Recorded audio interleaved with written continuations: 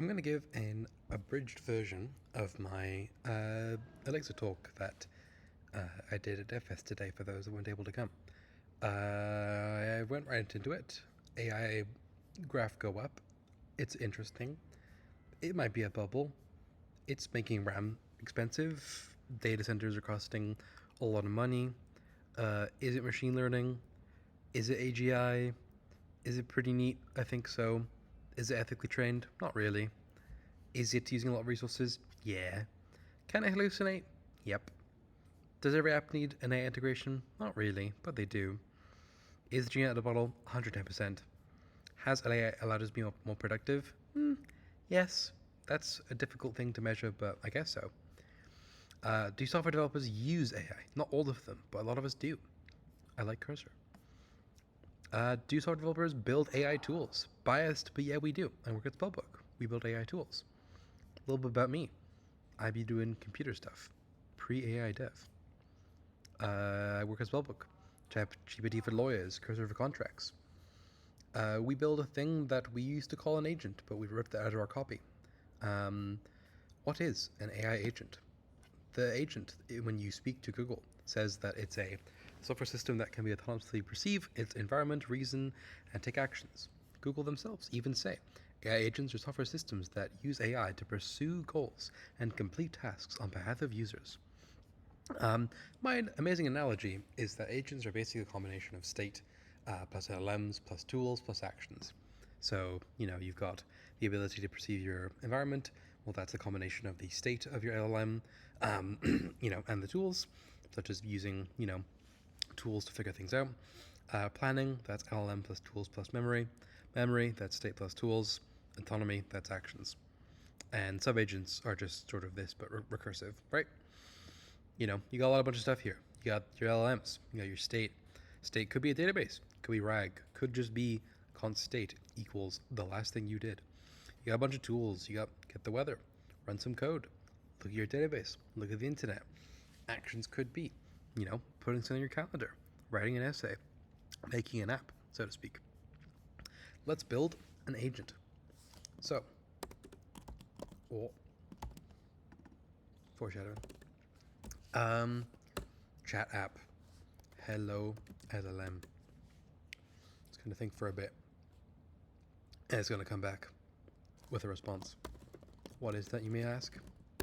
Literally just set model, set API, while true, make a JSON payload using JQ, curl the lovely OpenAI API, right? That is literally it.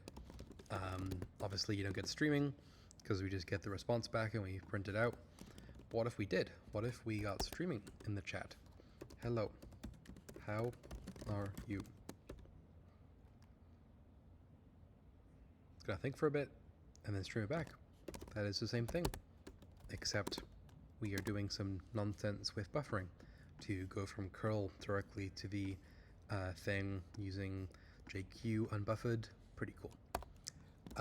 What if we want to do thinking? Let's go thinking in chat. LLM, hello. And look, we'll get some gray thinking text. Look at that. It's really thinking. There you go. Lovely. This one was sort of done as a joke. LS the dir. Wow. It actually did it. Yeah. That is me using the structured outputs API, where I send some JSON schema to the server, and when it comes back, it has a prompt on how to use it, and it's actually able to execute things on my system. I mean, pretty interesting, pretty cool, pretty bad OPSEC, but hey. You can't give this to people. You have to actually, give them a website link. You can't give them a fish file. But hey, technically, these are AI things. We could technically do the same thing. Hello, world. And you'll see This is going to be very similar functionality to the streamed thinking chat, and I'm going to control C that, and this is literally the same thing, just being done in Node instead of Shell. Obviously that's one step closer to a web chat. Lo and behold, localhost 3000. I can talk into this thing and it'll respond with some responses. That's pretty cool. I like that.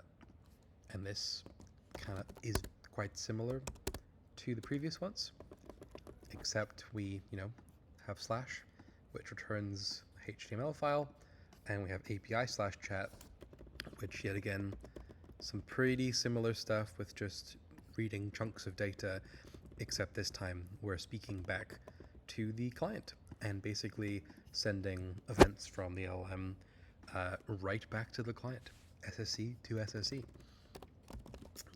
Obviously better, but this is kind of unfortunate, right? Because if we are doing a thing here and we refresh the page, it goes away. There's no state. There's no tools. This is just a chatbot, but there's no state at all. There's no chat sessions. There's no resumability. There's nothing, right? And let's try and get a little bit more agentic. And we get a little bit more agentic, and these things I'm building start to get a bit more purple. You know that I'm slopping these little examples, but run ls, and oh my goodness, it's gonna be able to run ls. That's true. Look at 3 agent.mjs via cat. Boom. Pretty meta. Do you know that I am talking to you using this very same code? So meta. That is incredibly meta. You're talking to an AI through an AI tool that you built to talk to the AI. You just create a self-aware development loop. Wow. Agent autonomy, developer-oriented interface.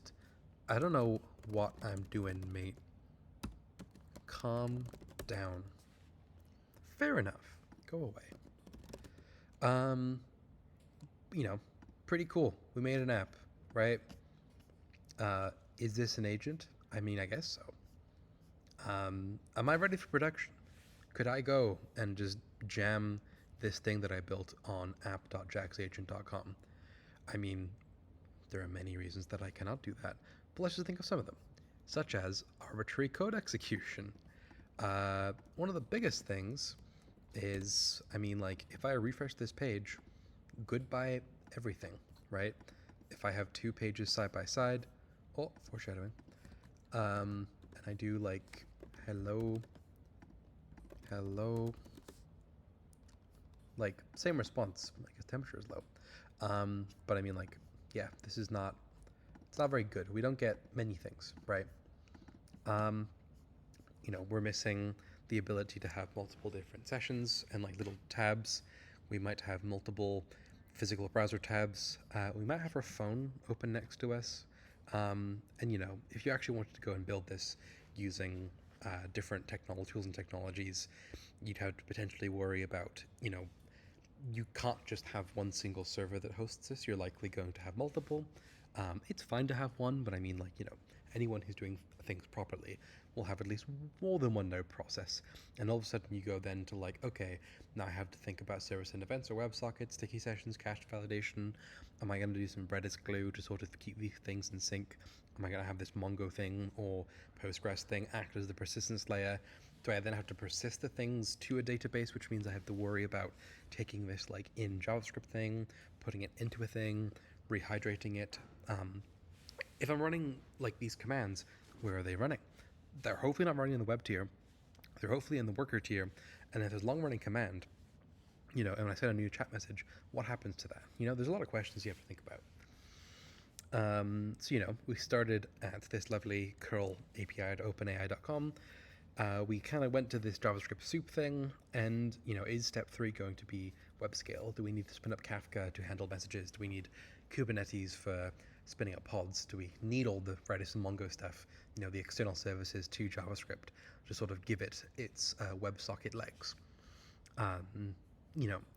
Reason number one, while I guess things like this application, oh, this application, this application, not this application, this application is fine, is that I think the case app principle applies here. And, just keep it simple. Don't try and make the busy version of something first. Keep it simple. This applies to obviously basically everything in programming. Reason number two is that, technically the multiple horizontally scaled, whatever instances of Node or Python with a bit of Redis glue and a bit of database glue, this is fine. This is quite close to how my work does things. You can do this. You might run into some problems, but I mean, this is fine. And number three is that, there are a lot of tools out there that sort of do make this sort of thing easier. Cloudflare has durable objects. Vercel workflows, this new thing. Temporal, also another cool thing as well. The talk before me at the event was talking about Google's agent development kit, which actually seemed pretty cool. As my grade 11 math teacher said all the time, there is more than one way to the Avalon Mall. So, but what if it's not fine? What if we actually want to not deal with this? What if we don't want node modules to be the heaviest object in the universe? What if we don't want this soup of multiple different servers and Redis and Mongo? What if 0 equals 0 but doesn't equal this but equals this but equals this? What if the JavaScript date API does not spark joy and we have to serialize dates over the WebSocket connection and deal with multi-timestone nonsense? What if Shah 1 Halud, the Second Coming, spikes yet once again the friggin' NPM worm from Dune? There must be another way. And that is my segue into Elixir. You would have never guessed. So, you can't really talk about Elixir without talking about its grandfather/dad, Erlang. So Erlang was basically this language that was dreamt up in the 80s at Ericsson, the mobile phone for a bit. At this point in time, it was more of a telecom / physical phone sort of gig. And this gentleman by the name of Joe Armstrong and a bunch of other people at Ericsson, it's kind of funny, is they weren't actually trying to make a programming language. They were trying to modernize telecom switches. So switches used to be sort of, aux cord to aux cord vibe. Eventually they switched to being like a physical switch mechanism, which was obviously still better than humans having to do it, but still very physical. So their goal basically was to see, could they actually do this, but within a computer? And it would also be used to mainly manage telecom infrastructure, so think phone calls. Now, there's a property of phone calls that's interesting in that they are long-lived. They're not like short little bursts of HTTP GET and POST. They're long-lived. Two-way communication, right? You've got the ability for both parties to talk to each other. And you've also got the functionality that calls should be fine to drop without dropping the entire network. You don't really care if your phone call with your grandmother gets interrupted, but that shouldn't affect the 911 operator. So there was a lot of sort of these things going on when they were building and researching, and then popped out Erlang. Erlang is also quite frequently written as Erlang/OTP, which I guess feels similar to Linux/GNU, in that Erlang is sort of the base thing, the base language. It's the functional programming. It's this process system. But then OTP is the Open Telecom Protocol platform. How to say it's platform, and it's sort of this like big bundle of tools, because a telecom is more than just the language. It's sort of, how do you handle these long-lived phone call connections? How do you, when things go down, how do they go back up again? How do you sort of consolidate message passing between systems? A lot of that is actually taken care of as sort of the design of Erlang. You might know some small companies that have used it. Discord, big Elixir users. I think WhatsApp moved to their own custom thing after a while, but I think for a while they were Erlang users. And Back in 2012, Jose Valim, I feel like I'm saying that wrong, but he was a big Ruby guy. Did a lot of interesting work in the Ruby package creation community, but he wasn't too fond of the performance, and so he went looking around. He found this Erlang thing, he liked it, but he also liked Ruby syntax. So what if Erlang semantics but Ruby syntax? Elixir. And Elixir is and both Erlang are both functional programming languages. Talk is cheap. Show me the code. So I'm going to show some sample stuff. You might already know a little bit of Elixir. But, I mean, hey. I'm just going to show a little bit of stuff so that it doesn't look like completely foreign language. So we have strings. We have this pipe thing, where we pipe it to string graphemes, which is this. Takes string, turns it into the graphemes. And we get the frequency of each character. Oh my gosh, there are 2 I's in Elixir.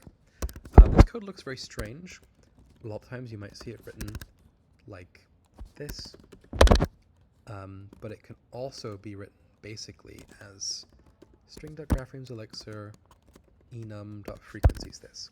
So you could write it like this. You start with elixir, you then go out a layer here, and then you out a layer here, and the whole expression returns to this, right? These return the same expression. But since you're doing this sort of thing quite frequently, they have this pipe syntax. Basically, what you have to think is that this value is passed as the first parameter here. This value is then passed as the first parameter here. Quite nice. We have conditionals. If remainder number 2 equals 0, it's even, it's odd, lovely. Conditions. If grade, it's 85. Greater than equal to 90? Nope. Greater than equal to 80? Yes. Return B. Grade is B. Case statement. Sort of more of a match, or showing pattern matching capabilities. Value is the atom OK with the value 42. Atoms like symbols, basically. And so if it matches OKV, we'll do io.puts value as V. If not, it might be an error. It'll give us the reason. If not, it'll just do io puts this. Processes. So this is where you get a little bit closer to maybe a Golang sort of setup. So we'll get numbers 1 through 10. We'll send them to this map function. So this will get called with n, 1, 2, 3, 4, 5, so on and so forth. We'll call this magical self thing, which will return the PID, process identifier, of the calling process. So if we consider this entire top level thing a process, then this will get the process ID of the parent. We'll do spawn, which will call this function here, and it will basically be invoked result equals n times n. It'll then send to the parent the result. What's sort of interesting, you see, is we spawn this in here, but we actually then we're able to get the scope of the parent because it's functional. It's okay to send this basically into the context window of the newly spawned process. And then the parent will attempt to receive 10 times, and it's assumed that each child will finish and send the result to the parent, and they'll get the done and result, and the parent can do sorts at the end of it. Nice and dandy. But see, you might look at this and go, well, I get this with Go channels. Why do I care about this? I just want to do Go instead. I understand. Because people do not write this. They write this. So this is a gen server, otherwise known as a generic server.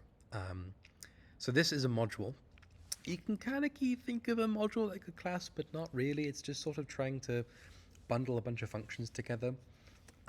Use, I believe, in Elixir is also, so uses the given module in the current context.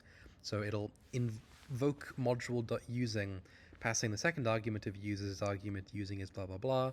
Using is typically a macro. So basically this is a macro that will sort of inject a bunch of stuff into the module. What we get here though is you'll see start link. So start link is passed to this init object, which is going to start with an empty map. And by the way, this is just sort of a very simple, I guess you could say hash map, just map store. So it'll start link with the module name. So start link is expected to be passed a module, the init argument, and the options. So this will then start a server, which will be a simple store server. This is the client API. So you can put into it, you can get the state of it, and you can clear it. Each one of these is then ran with genserver.cast, and the process ID of the simple source server / process is what you'll be speaking to. And then all of this is what's sort of considered the internal stuff. So I'll show the usage first. So simple store.startLink will basically spawn a simple store server instance. If it doesn't, this won't match and it'll crash. In Erlang, you let it crash. So we can do simple store.put s1 a10.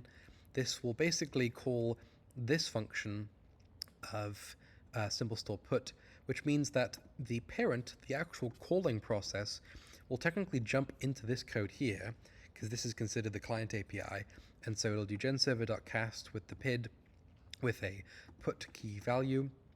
So you might then see, where do I handle that? Well, obviously it's handle cast. Wow. Put key value. This will do pattern matching. If you do anything incorrect, like put value, that will actually crash the symbol store, but you let things crash.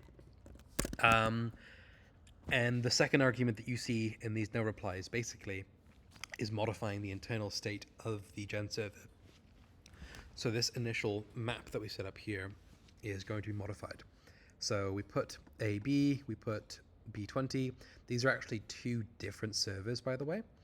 And yeah, and we can actually even initialize it with demo. Pretty cool. Failures. So let's just say we have this little thing here in which it's what we call a flaky gen server. So this is a little bit easier to read potentially because I haven't new lined everything quite crazy. But start link starts it. This will spawn an instance. Do work PID gen server cast do work.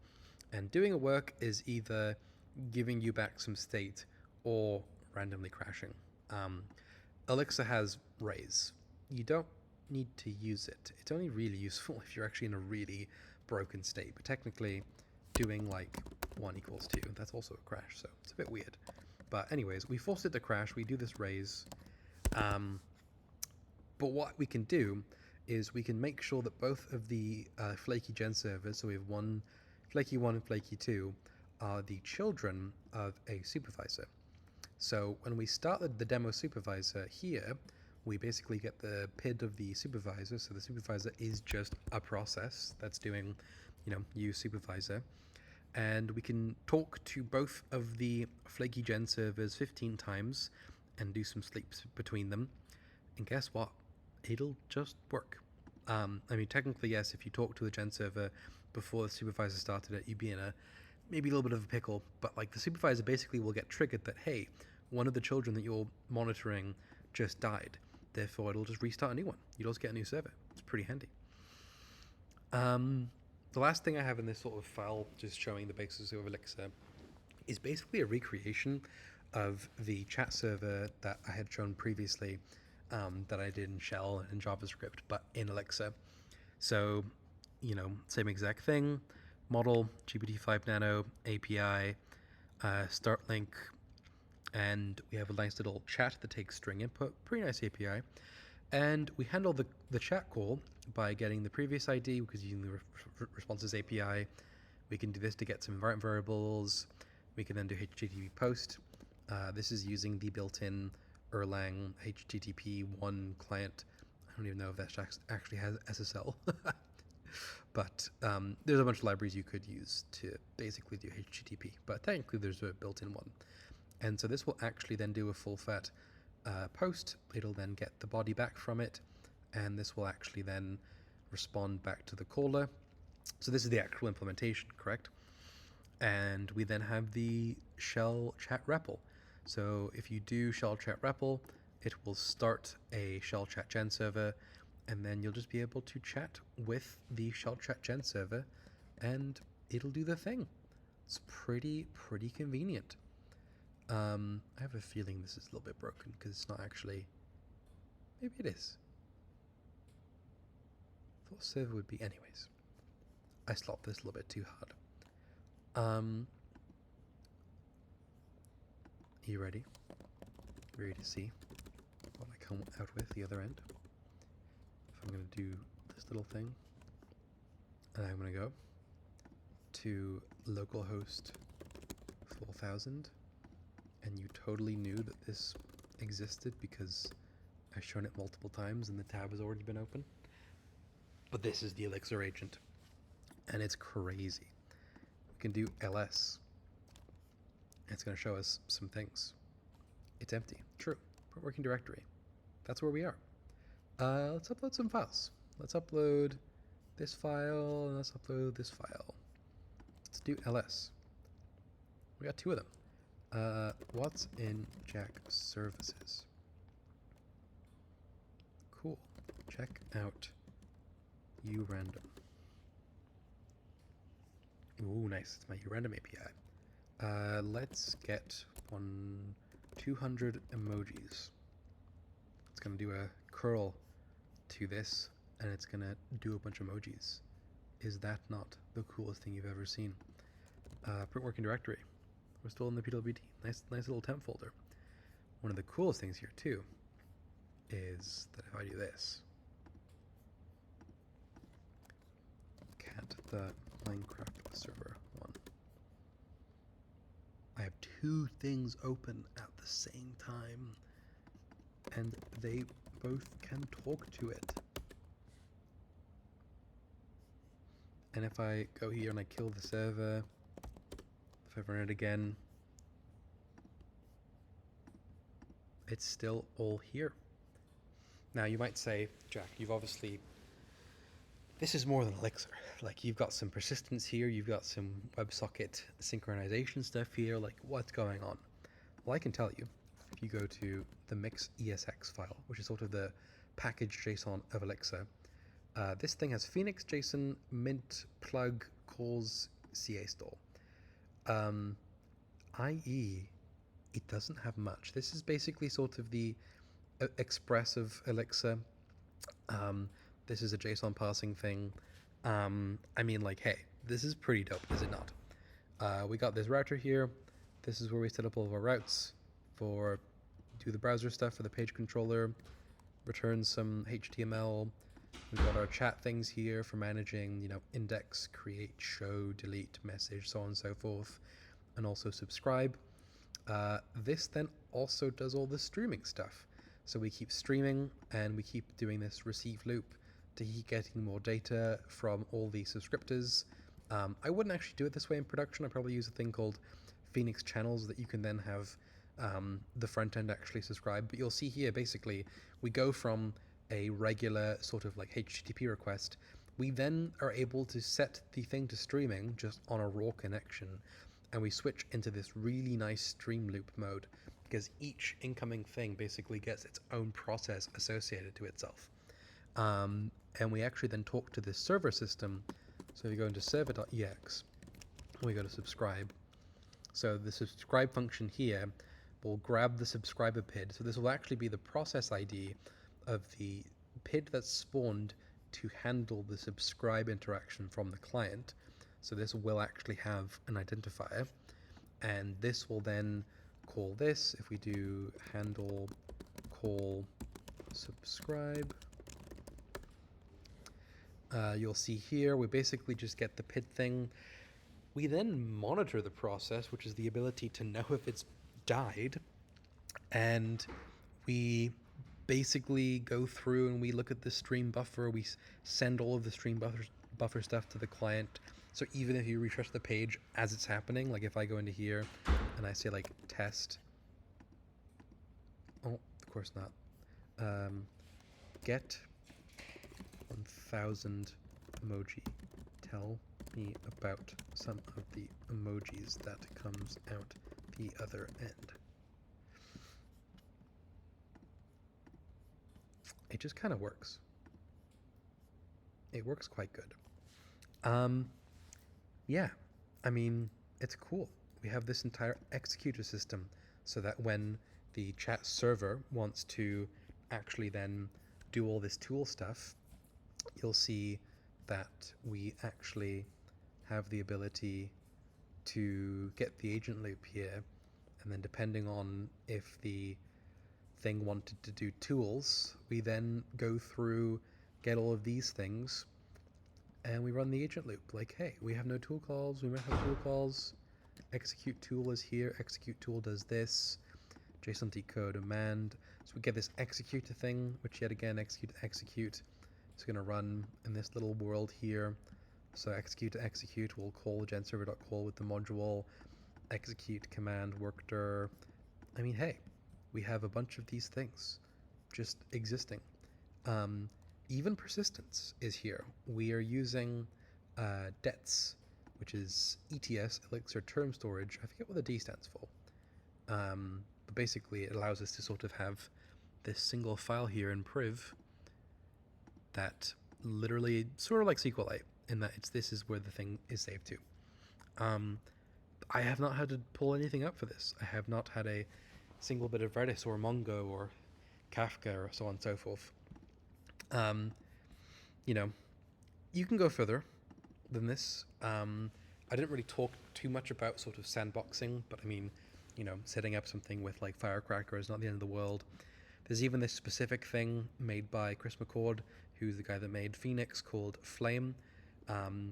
This is really cool idea. Imagine you have your Elixir thing running in a cheap container, your web tier, so to speak, but you want to be able to do video compression with FFmpeg.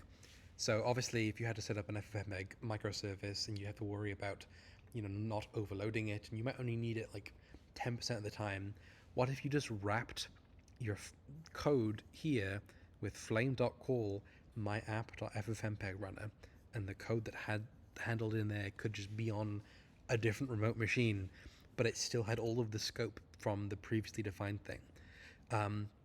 Manesia is basically the advanced version of debts in that it's the Elixir term system, but sort of cranked up to max, and it allows clustering. We haven't talked about clustering at all, but basically the way that Elixir wants you to think about processes is that processes might be on the same CPU, or the same core, or the same building, or the same country, or the same planet, or the same universe. There's a lovely talk by the late Joe Armstrong on how we program multi-cores. So PIDs are unique and it's quite cool. You know, you don't have to make your entire system be Elixir. If you just want to take Elixir and let it do your real-time bits and let the rest of your stuff be REST bits, you can do that. That's what Discord does. Discord, if you post or get to Discord, it's Python. If it's WebSocket, it's Elixir. And as far as your front-end team's concerned, or your front-end code base, it's just an API, you know? I'm just React front-end, talking to what looks like a single API. But most importantly, just ship and build. I mean, I have opinions on how to build things that I think are interesting, but most importantly, just build stuff. Build stuff the way that you know how to build them. Maybe you want to build soup and ignore the rest, or you want to write pure Elixir, or do both, or do neither, or go work on a farm. Ship and build. Questions and answers. You can't do that. This is a video. Thank you for watching the video.